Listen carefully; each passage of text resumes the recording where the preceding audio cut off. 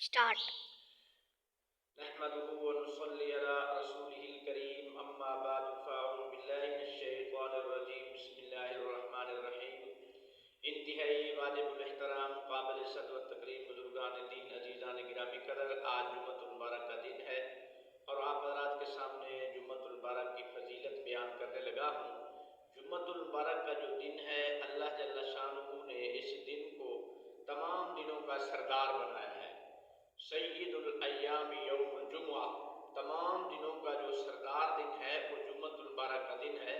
एक रिवायत में आया है कि जुम्मतुल मुबारक का दिन फजीलत के एतबार से यौमुल फितर और यौमुल अज़हा से भी बेहतर है।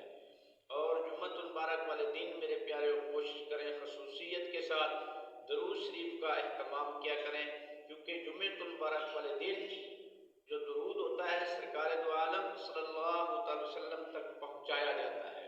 हुजूर ने फरमाया मेरी उम्मत का जो दरूद है जुम्मे वाले दिन मुझ पर पेश किया जाता है। और जुम्मतुल मुबारक की पाबंदी क्या करें, और इसकी बहुत सारी बरक़ात है।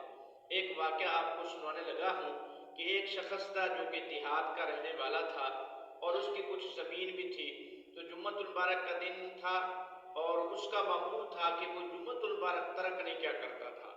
जुम्मतुल मुबारक के वक़्त दिन में, जुम्मतुल मुबारक के टाइम में अगर उसको कोई घर का काम होता या उसकी कोई ख़ास मसरूफियत का वक़्त होता तो ख़ास मसरूफियत को तर्क करके जुम्मतुल मुबारक को अहमियत देता था, उसका मामूल था।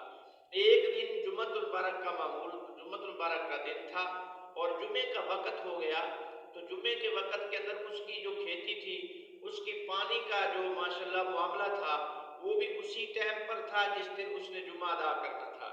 तो उसकी घरवाली ने उसे ये कहा कि आज आप जाएं, अपनी खेती जो काफ़ी दिनों से पानी ना होने की वजह से उसकी हालत बदतर हो चुकी है और खेती के ज़ाय हो जाने का, खुश्क हो जाने का ख़तरा है, तो आज आप जुम्मा ना पढ़ें। काफ़ी लोग ऐसे हैं जो जुम्मा नहीं भी पढ़ते, आज आप नहीं पढ़ेंगे तो क्या होगा।